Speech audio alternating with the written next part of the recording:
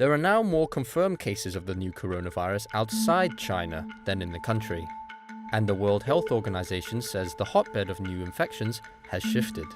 Europe has now become the epicenter of the pandemic. Italy now has the most COVID-19 infections outside China. The country is now under lockdown in an effort to contain the spread of the virus. But infection rates continue to soar. Thousands of new cases have been recorded over the past several days. It's not a wave, it's a tsunami, said one doctor at an intensive care unit in northern Italy, after infections nationwide jumped by nearly 3,600 on March 15th. After Italy, Spain has the second highest number of infections in Europe. It is under a nationwide lockdown for at least 2 weeks. People are barred from leaving their home unless they need food, medicine, or to go to work, if they can't do so remotely. Nous sommes en guerre. Toute l'action du gouvernement et du Parlement doit être désormais tournée vers le combat contre l'épidémie. The French president has also ordered people in his country to stay home for 15 days, saying any violators will be punished. And he's asking Parliament to approve a law, giving his cabinet the power to govern by decree in areas needed to manage the COVID-19 crisis. Germany currently has the third highest number of coronavirus infections in Europe. All non-essential shops, bars, religious facilities and sporting venues have been ordered closed, with no time frame on when to reopen. German citizens have also been asked to refrain from traveling abroad because of the risk they may not be able to return.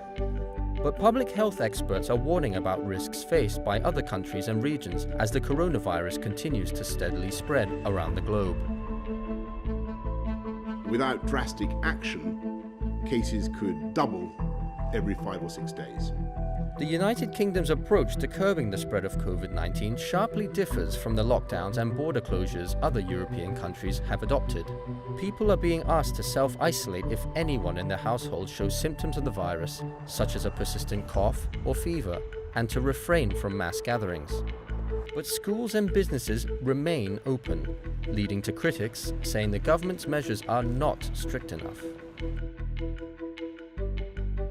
Medical professionals in Indonesia have expressed concern that COVID-19 cases are either being underreported or going undetected. Other countries in Southeast Asia started reporting infections in February, but at the time, Indonesia's health minister said the coronavirus had not reached his country because of the prayers of citizens. It wasn't until March 2nd that Indonesia announced its first COVID-19 infection. The WHO has urged the Indonesian government to scale up its emergency response measures, including declaring a national emergency. On March 14th, the spokesman for Indonesia's COVID-19 task force said, "We are now treating this as an unnatural national disaster."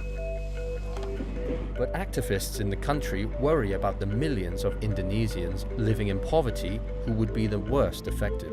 Not only do the poor lack access to healthcare, clean water, and nutritious food, but activists say many of them will continue to work even if they are sick, just to make ends meet.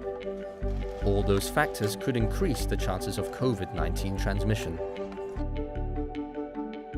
Given the scale and the speed at which the virus is spreading, it is now clear that no country is immune from the disease or will be spared its severe impact.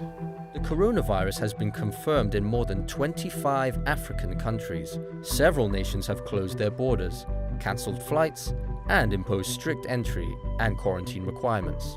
Public health experts say Africa is especially vulnerable because many countries don't have adequate healthcare systems and don't have the money to improve them because of sharp cuts in US aid. These countries are already struggling with epidemics of measles, hepatitis, malaria, and HIV. On est effectivement limité parce qu'après on ne peut pas aller à plus de 3 malades. On ne peut pas aller à plus de 3 malades. Donc il faut qu'on ait un centre qui ait une grande capacité. Health experts say although many African nations identified gaps in their public health systems during the Ebola epidemic from 2014 to 2016, few have done enough to prepare for a threat like COVID-19. Like Africa, many Latin American countries are already facing other epidemics including measles and dengue.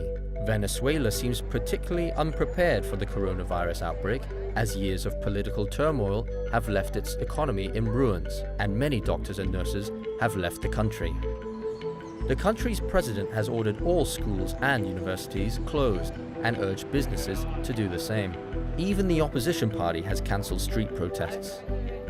There are also concerns that deep-rooted social inequalities in other Latin American countries and an overall lack of investment in public healthcare put them at risk during this pandemic.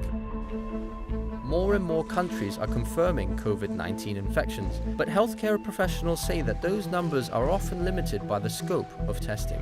Whether it be a lack of funding or public awareness, there are potentially many more infected people who haven't been diagnosed. And those are the people who may be unknowingly spreading COVID-19 and widening this pandemic.